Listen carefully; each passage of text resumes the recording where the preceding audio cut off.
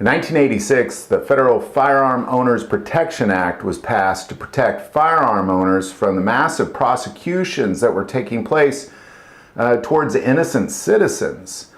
A 1982 study found that 80% of ATF prosecutions were normal, law-abiding, tax-paying citizens. They just went after them for whatever reason. Something they had they didn't like. New laws were being passed within the ATF every year. And Congress said this can't go on.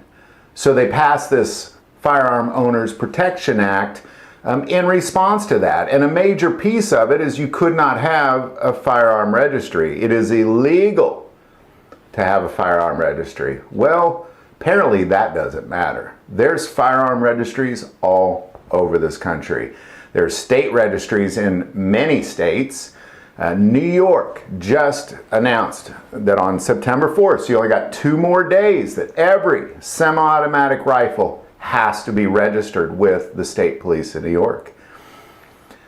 I don't know how else you could find yourself in violation of the Firearm Owners Protection Act than that. It is a direct violation, and what the states and the federal government as well, because what the ATF is doing is they're moving all of they're asking gun store owners to put everything into digital records so that, because it's easier to keep a digital record than a paper record because they're getting buried in paper. But guess what? That is a gun registry.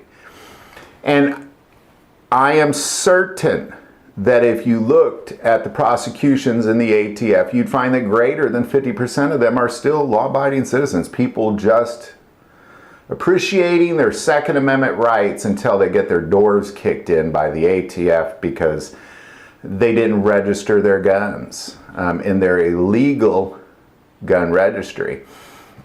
This is a major problem, and chances are you're on a gun registry. If you purchased a gun anywhere in this country, chances are the ATF, well, they definitely have some paperwork somewhere on you, whether it be at their location or they could go and get the paperwork from the gun store owner at any point. But, just the last couple of years, they're moving everything to electronic.